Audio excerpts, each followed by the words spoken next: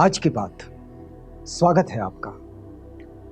आज की बात में तथागत बुद्ध और उनके शिष्य स्थविर आनंद, इनके संवाद पर आधारित छोटी सी कहानी है, उसे पहले सुनाते हैं और फिर आज की बात में प्रवेश करते हैं।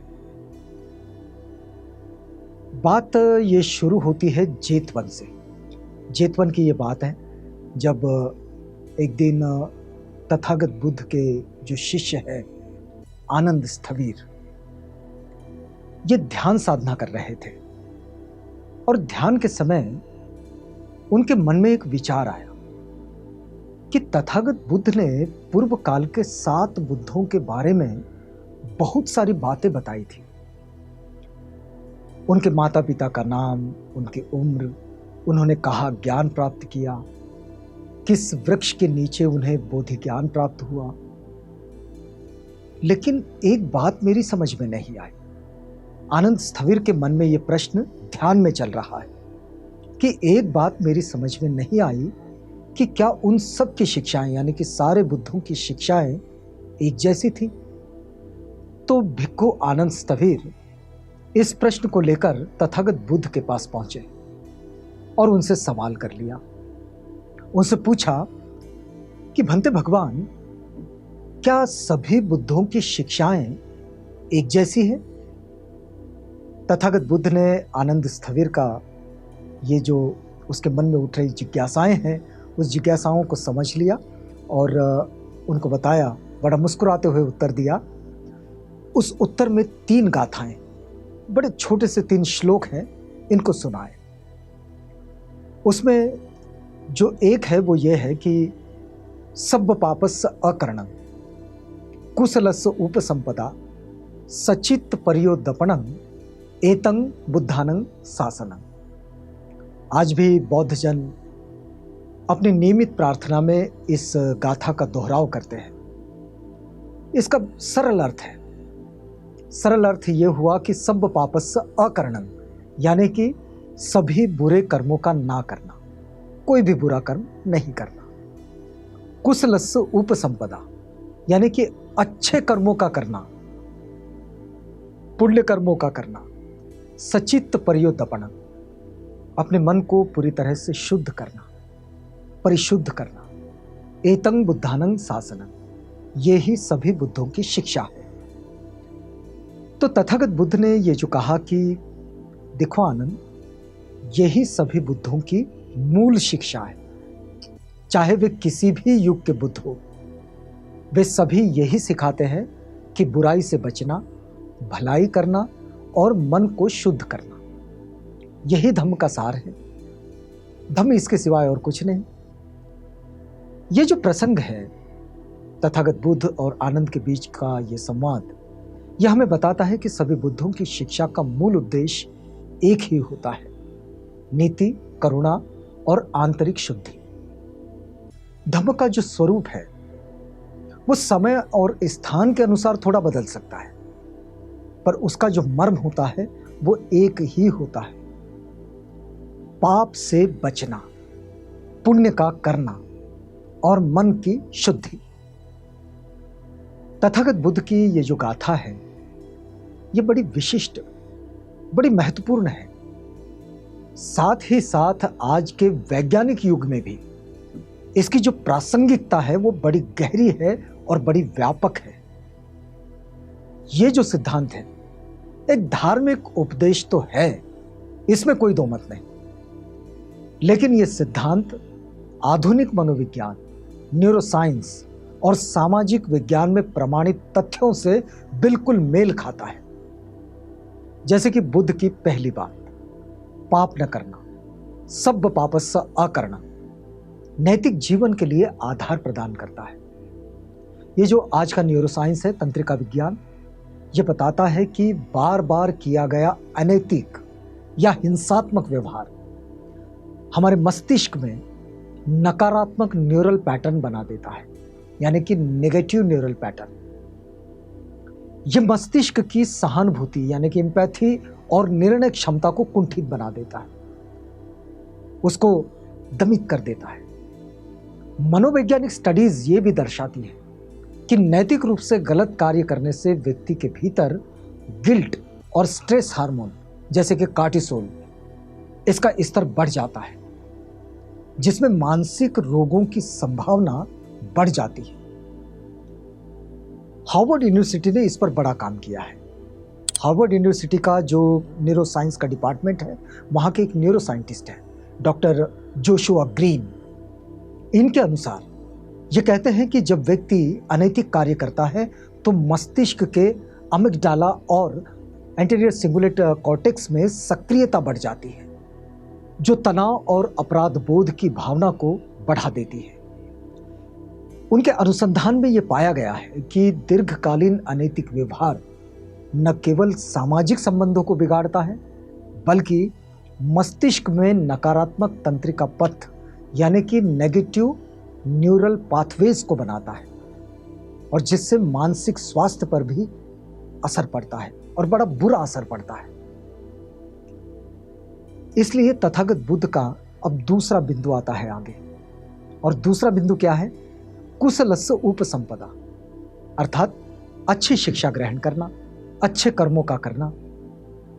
आज के पॉजिटिव साइकोलॉजी का ये अच्छे कर्मों का करना एक मूल सिद्धांत है। वैज्ञानिक शोध ये बताते हैं कि करुणा, दया और सेवा, इनके जैसे जो भावनात्मक क्रियाकलाप है, इनसे न केवल मानसिक संतुलन बेहतर होता है, बल्कि हमारा जो शारीरिक स्वास्थ्य है इस पर भी इसका सकारात्मक प्रभाव पड़ता है। पॉजिटिव इसका रिफ्लेक्शन मिलता है। यदि हम देखें एक उदाहरण के तौर पर, तो फिर हमें हार्वर्ड यूनिवर्सिटी के उन अनुसंधानों के पास जाना पड़ता है जिन्होंने बड़े लंबे समय तक सालों साल इसका अनुसंधान किया, और उन्होंने ये पाया कि जो परोपकारी कार्य करने वाले लोग जो होते हैं, उनके शरीर में ऑक्सीटोसिन यानी कि प्रेम और जुड़ाव से जुड़े जो हार्मोन्स होते हैं, इनकी मात्रा बढ़ जाती है, जो तनाव को कम करते हैं और हृदय स्वास्थ्य को वो बेहतर बनाते हैं, हृदय को बिल्कुल स्वस्थ बना देते हैं। डॉक्टर मार्टिन सेलिगमैन, जिन्हें सकारात्मक मनोविज्ञान का जनक ये भी माना जाता है, तो डॉक्टर मार्टिन सेलिगमैन का भी अपना अनुसंधान है जो पॉजिटिव साइकोलॉजी पर जिन्होंने काम किया, सकारात्मक मनोविज्ञान पर। उन्होंने अपने शोध और लेखन के माध्यम से ये बात पूरी दुनिया को बताई है कि मानव जीवन में खुशी और तृप्ति केवल मानसिक रोगों के अभाव से नहीं है। भाई किसी को किसी तरह का मानसिक बीमारी नहीं है, कोई मानसिक बीमारी नहीं है इसलिए वे खुश होंगे या तृप्त होंगे, नहीं, ऐसा नहीं है। बल्कि वे कहते हैं कि सकारात्मक अनुभव और गुणों के विकास से ये उत्पन्न होती है। बड़ी महत्वपूर्ण बात उनके अनुसंधान से निकल कर आती है। उनके 2011 में छपी एक पुस्तक है, flourish, a visionary new understanding of happiness and well being. इसमें वे स्पष्ट रूप से कहते हैं कि जब व्यक्ति निस्वार्थ भाव से किसी की सहायता करता है, तब वो न केवल दूसरे व्यक्ति के जीवन में सकारात्मक प्रभाव डालता है, बल्कि स्वयं के भीतर, मतलब इसमें देखिएगा बड़ी महत्वपूर्ण बात है कि स्वयं के भीतर भी एक तत्काल प्रसन्नता, संतोष और उसकी मीनिंग यानी कि उसके उद्देश्य की भावना इसे महसूस करता है। मतलब जिस उद्देश्य से उसने ये कार्य किया है उसे वो महसूस भी करता है। सेलिगमैन ने एक मॉड्यूल डेवलप किया है। डॉक्टर सेलिगमैन अपने आप में बड़े अच्छे अनुसंधानकर्ता साइंटिस्ट हैं। उन्होंने मॉड्यूल डेवलप किया है, उस मॉड्यूल को हम कह सकते हैं परमा, जिसमें positive emotions, engagement, relationships, meaning और अकॉम्प्लिशमेंट ये सब शामिल है। इसमें पॉजिटिव रिलेशनशिप्स की भूमिका विशेष रूप से महत्वपूर्ण है। दयालुता,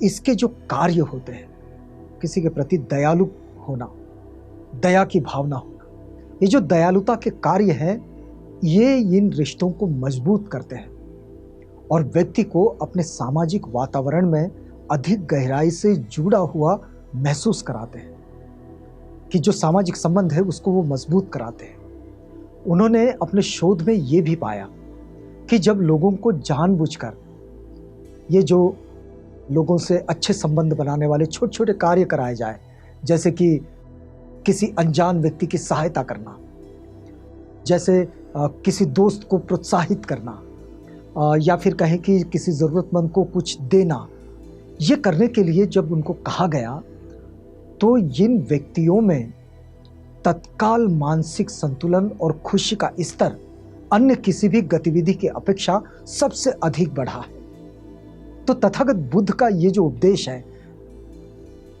इस उपदेश में एक बड़ी गहराई है। और इस उपदेश का ये जो तीसरा भाग है, बड़ा महत्वपूर्ण भाग, सच्चित्त परियोदपण, यानी कि मन की शुद्धि, परिशुद्धि, ये आज की सबसे अधिक शोधित और वैज्ञानिक रूप से सिद्ध अवधारणा है। इस पर बहुत शोध हुए, इतने शोध हुए जिसकी कोई हद नहीं। ध्यान यानी कि माइंडफुलनेस मेडिटेशन और आत्मनिरीक्षण यानी कि सेल्फ रिफ्लेक्शन, इस पर सैकड़ों शोध हैं, जिनमें यह साबित हुआ है कि नियमित ध्यान मस्तिष्क की संरचना तक को बदल सकता है। बड़ी महत्वपूर्ण बात है और ये वैज्ञानिकों के अनुसंधान कहते हैं। हार्वर्ड मेडिकल स्कूल इसके द्वारा एक प्रसिद्ध अध्ययन किया गया है और इस अध्ययन में यह पाया गया है कि जो ध्यान करने वाले लोग हैं, उनके मस्तिष्क में प्रीफ्रंटल कॉर्टेक्स यानी कि निर्णय लेने का क्षेत्र और अमिगडाला यानी कि भावनात्मक प्रतिक्रिया का केंद्र, इनके बीच संतुलन बड़ा बेहतर होता है। ये व्यक्ति को अधिक शांत, एकाग्र और भावनात्मक रूप से स्थिर बनाते हैं। ये जो आज की दुनिया है, जिस दुनिया में हम सब हैं, यहाँ युद्ध, हिंसा, जलवायु संकट, मानसिक रोग, सामाजिक असमानता, इनके जैसी कई सामाजिक द्वंद्व की चुनौतियां भी हैं। तो तथागत बुद्ध का ये जो त्रिसूत्र है, सब्ब पापस अकरण, कुशलस उपसंपदा, सचित परियोदपण, ये एक व्यावहारिक समाधान प्रस्तुत करता है। पाप न करना, पर्यावरण का दोहन रोकना, हिंसा से परहेज करना। पुण्य करना मतलब प्रकृति, समाज और एक दूसरे के लिए सकारात्मक योगदान देना। चित्त की शुद्धि यानी कि सामूहिक मानसिक शांति और विवेक को बढ़ावा देना। तथागत बुद्ध की शिक्षा एक वैज्ञानिक, व्यावहारिक और सार्वकालिक मार्गदर्शन है। अब जब आनंद स्थविर ने तथागत से पूछा कि क्या सभी बुद्धों की शिक्षा एक जैसी होती है, तो तथागत बुद्ध ने जो उत्तर दिया है वह आज के युग में भी उतना ही प्रासंगिक है जितना वो उस वक्त था जब स्थविर आनंद ने तथागत से पूछा था और तब उन्होंने जो उत्तर दिया था।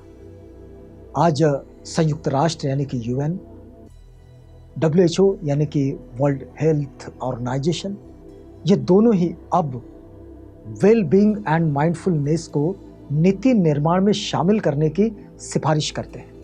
ये कहते हैं कि ये हमारे नीति निर्माण का हिस्सा होना चाहिए, जो हमारा सस्टेनेबल गोल है, इस सस्टेनेबल गोल में ये शामिल हो जाए। तो जो बुद्ध के मार्ग की पुष्टि करते हुए ये सारी बातें अब इसमें शामिल होने लगी है। तो पाप से बचना, पुण्य का करना, मन की शुद्धि, ये मानवता के लिए एक सतत विज्ञान है और ये एक चिरस्थायी धम्म है। जैसा कि तथागत बुद्ध कहते हैं, एस धम्मो सनातन,